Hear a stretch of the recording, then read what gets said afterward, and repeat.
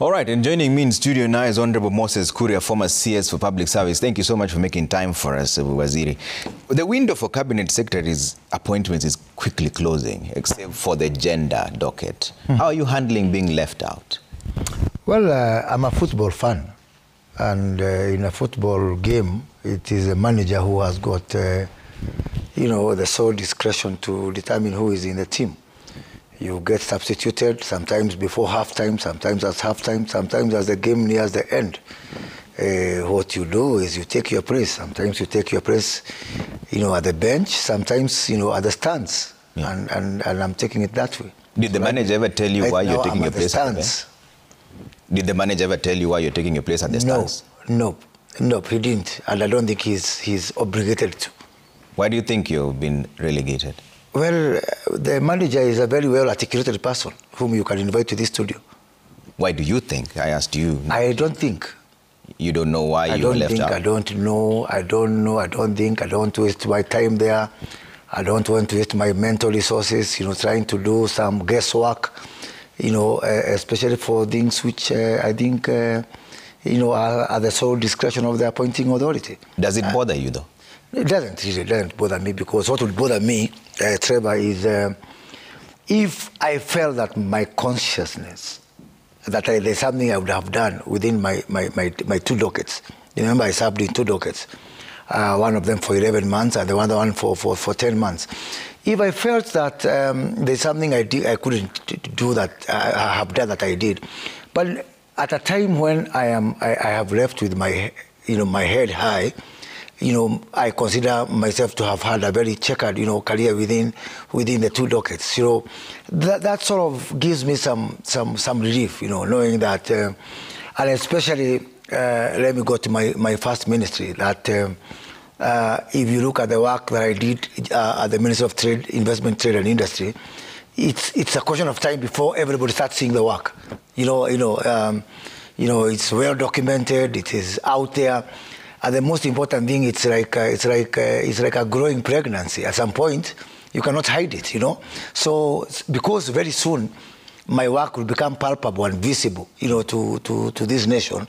Okay. I just felt like, wait a minute, what about people who they have not that opportunity, for people, Kenyans, to come and realize what they did. Mm-hmm. So I said, from the stands, where I'm sitting now, from the terraces, is a good time to observe and to watch. Okay. And most important thing is that I remain a very patriotic Kenyan. Yeah. I remain one person who is really very concerned about the future of this country. So I have taken it in my stride. Is this a thankless job? It depends on who to thank you. For me, turning the trajectory of a country takes a lot of time. Mm-hmm. And if someone would move to this kind of job expecting some platitudes, they are totally mistaken. Okay. Especially because of the amount of time. I did a previous job, where I was a member of parliament for 10 years. It took, quite some time, and before, the work could be seen, you really take a lot of body blows. But let me tell you something, Trevor. It is a very fulfilling job in the fullness of time. Okay. I look back to my constituency and I look at those people, and when I got there, I talked to the people and how emotional they are about the kind of work we did together. They told me, that road, that project for electricity, that water, that university, that's KMTC, that technical institute. There are things that you can't take away. Okay. The short term may blank them, but I think I am drawing a lot of inspiration from the work I did in Gatondo South as a member of parliament. Okay. That even people who had doubts initially, when the results come, and especially if it is long-lasting, durable, enduring results, then you will be vindicated in the fullness of time. Okay. So what my sympathies are with my colleagues whose dockets, they didn't really get to do something that could be, long-lasting or visible. And that those are two different things, long-lasting and visible. So I am one of those people who are fortunate enough, be it within the industrial parks that I set up out there, be it when you go to Dongo Kundu, in a matter of months, Yeah. and you find, we are really making the strides toward industrialization.